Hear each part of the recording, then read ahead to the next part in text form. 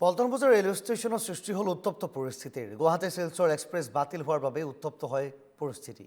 15 নৱেম্বৰত শিলচৰত অনুষ্ঠিত হ'ব সেনাৰ ইণ্টাৰভিউ আৰু শিলচৰ ইণ্টাৰভিউ দিবলৈ ভিন্ন প্ৰান্তৰ পৰা আহিছিল যুৱক। আৰক্ষীৰ সৈতে ইণ্টাৰভিউ দিবলৈ অহা যুৱকৰে হতাহতি লাগে। প্ৰতিবাদস্থলীত উপস্থিত লতাশিল, পাণবজাৰ, ফাঁচী বজাৰ আৰক্ষী নিশাৰ ভাগৰীয়া দৃশ্যাংশ। এনেধৰণে এখন ৰেল বাতিল হোৱাত তেওঁলোকে এতিয়া বিপদত পৰিছে। সেনাৰ বাবে তেওঁলোকে প্ৰস্তুতি চলাইছিল, সেনাৰ চাকৰিৰ বাবে, আৰু শিলচৰত ইণ্টাৰভিউত অৱতীৰ্ণ হ'বলৈ তেওঁলোক আহিছিল। এইসকল লোকক দেখুৱাইছোঁ। তেওঁলোকে এখন ট্ৰেইন বাতিল হোৱাৰ বাবে এতিয়া উপায়ন্তৰ হৈ পৰিছে আৰু তেওঁলোকে ক'লৈ যাব, কি কৰিব বুলি প্ৰশ্ন উত্থাপন কৰিছে।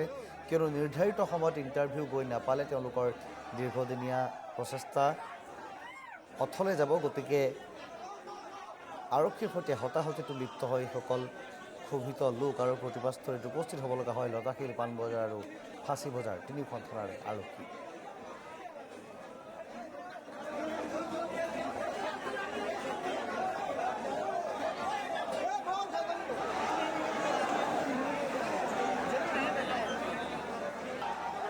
দৃশ্যাংশ দেখুৱাইছোঁ নিশাৰ ভাগৰ এখন ট্ৰেইন ইতিমধ্যে বাতিল হৈছে পল্টন বজাৰ ৰেলৱে ষ্টেচনৰ। এয়া দৃশ্যাংশ। হঠাৎ এক উত্তপ্ত পৰিস্থিতিৰ সৃষ্টি হয়। গুৱাহাটী শিলচৰ এক্সপ্ৰেছ বাতিল হোৱাৰ পৰিপ্ৰেক্ষিতত বহু লোকৰ এনেধৰণৰ চিন্তাম্বিত বদনেৰে তেওঁলোকে প্ৰতিবাদ সাব্যস্ত কৰে। কিয়নো ট্ৰেইন আগতেও বাতিল হয়, কিন্তু মানুহে এনেধৰণে উত্তপ্ত পৰিস্থিতিৰ সৃষ্টি নকৰে। কিন্তু শিলচৰত সেনাৰ বাবে ইণ্টাৰভিউ আছিল, যাৰ বাবে এইসকল যুৱকে বহু দিনৰ পৰা প্ৰচেষ্টা অব্যাহত ৰাখিছিল আৰু যথাসময়ত গৈ যদি গাড়ী নাপায় তেন্তে তেওঁলোকৰ ইণ্টাৰভিউত পলম হ'ব আৰু তেওঁলোকে ইণ্টাৰভিউত বহাৰ পৰা হয়তো ক'ৰবাত বঞ্চিত হ'ব লগা হ'ব পাৰে। আৰু ৰেল কৰ্তৃপক্ষৰ ভুলৰ বাবে তেওঁলোকে নিজেই অতদিনে চেষ্টা কৰি অহা এটা ইণ্টাৰভিউৰ পৰা আঁতৰি থাকিব বিচৰা নাছিল। সেয়েহে এক উত্তপ্ত পৰিস্থিতিৰ সৃষ্টি হয় আৰু তেওঁলোকে জবাবদিহি কৰে ৰেল কৰ্তৃপক্ষই। আৰু ইতিমধ্যে ফাঁচী বজাৰ, পাণবজাৰ আৰু লতাশিলৰ আৰক্ষী উপস্থিত হৈ গৈ নিশাৰ ভাগতে ষ্টেচনত